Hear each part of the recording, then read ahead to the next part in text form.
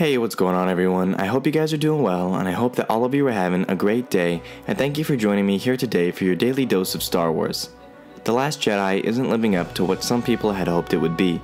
Some of the decisions that were made in the film wasn't what some of the audiences were wanting, and as a result of this, it seems like the original trilogy will always be the majority of fans' favorite trilogy.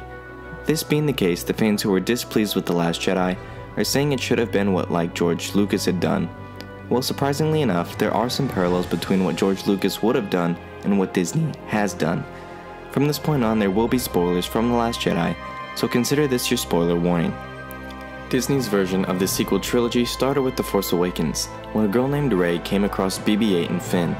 They team up with Han Solo and Chewbacca to help get the map to find Luke Skywalker. She discovers that she's Force sensitive, and she tries to find Luke to help her learn more about her abilities and to bring him back to the Resistance to stop the First Order. In The Last Jedi, Rey attempts to have Luke train her, and Luke tells her that the Jedi need to end. Luke ultimately faces his former student in Kylo Ren, where Luke's story comes to a disappointing end. The majority of The Last Jedi was actually what George Lucas had intended for some of his sequel trilogy. In The Art of Star Wars: The Last Jedi, the book informs us that Disney had the first meeting to discuss the new trilogy way back in January 2013 at George Lucas's infamous Skywalker Ranch. George Lucas showed some of his concept art for an older Luke Skywalker and his students who was Rey, but was inevitably renamed from Kira, which is the name JJ used on set before deciding to call her Rey. The original first temple that later became Ahch-To's location was a bell-shaped design structure.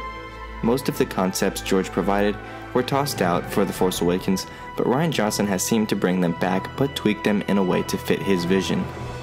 The Art of the Last Jedi book also tells us what George's plans for the rest of the sequel trilogy were.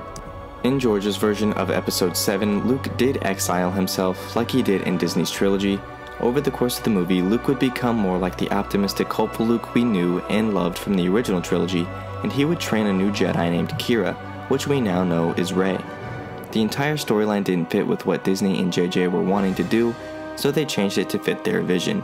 But it seems like Rian Johnson's more true to what Lucas would have done, which is interesting considering this is the most split Star Wars film we have ever had between critics and audiences. That wraps things up for me here in this video. I hope you guys enjoyed it. If you did, give this video a thumbs up, and subscribe to the channel for more videos like this one. If you want more Star Wars coffee and you want to be a daily coffee drinker, be sure to hit that bell down there to receive a notification on your iOS or Android device the second a new video goes live. If you want to follow Star Wars Coffee on Twitter, Facebook, and Instagram, you can do so at SW Coffee YouTube.